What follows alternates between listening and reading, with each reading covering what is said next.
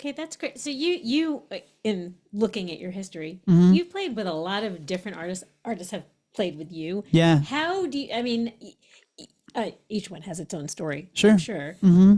But how did you get connected? Because you're not from LA originally. No, I grew up in Arlington, Texas.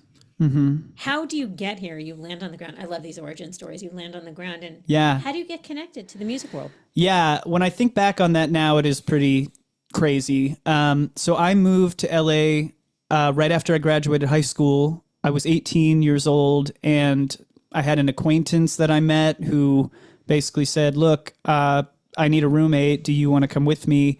And I had gotten accepted into the Berklee College of Music in Boston, which is where I really wanted to go.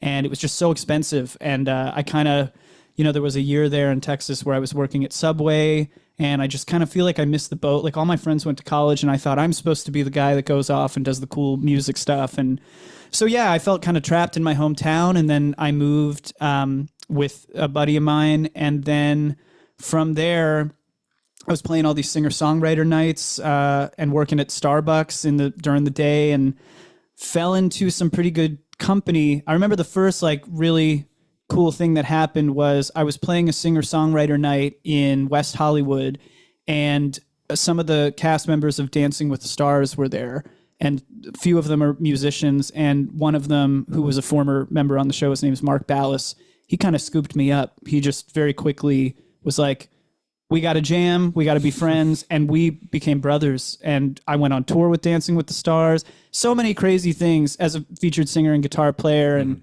I was like 19 or 20, and that was pretty surreal. That was the first tour I ever did, and it was like a massive tour. And yeah. So, yeah, things like that. I just kind of, I don't know. I fall into these wonderful and surreal circles. I've had that happen to me quite a bit since I moved, and I guess it's all through the power of music, and I'm very grateful. And it still happens. It's opened me up to a lot of really crazy experiences. Okay, like the new single, the new single with Dave Koz. You're right. Yeah. So yeah, the backstory on Dave is I was playing at he used to be a co-owner of a restaurant in Beverly Hills called Spaghettini. I guess it was called Spaghettini and the Dave Koz Lounge. And Sure. I was in the house band pretty much. I was playing there. I honestly didn't know who Dave was. I didn't grow up, with jazz. I was kind of like a 60s, 70s, rock and roll, soul and funk guy. Still kind of am. But yeah, met Dave because he would get on stage with us sometimes and just jam. And then we became friends. And he invited me on his music cruise that he does as a guest artist, and I've done that 6 times. I think I'm about to go on my 7th one here at the end of this month, now that it's April. And he married my wife and I recently. So we've become very, very good friends, and he jumped on my recent single. I mean, out of everyone I've met, I would say in the music industry, he is one of the nicest, most down-to-earth, most humble and supportive people and artists I've ever met. I hope to be like him more in that way. He's one of the best people on the planet.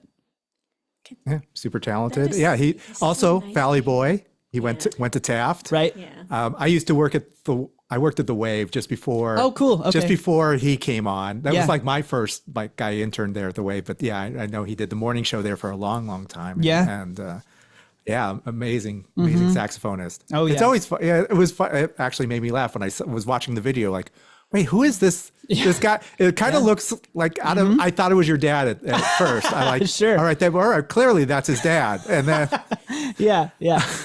but I didn't know is he an ordained minister or what? Yeah. Yep. And I don't know how many people he's married. I think it's, less than 10. And I'm just grateful to be on that list. And Did you ask him? yeah, I did. You did. Okay. Yeah. And it's funny, I asked him to be on the single, and I asked him to marry my wife, Patty, and I thought he would say no to both. And he jumped at them and was emotional that I asked.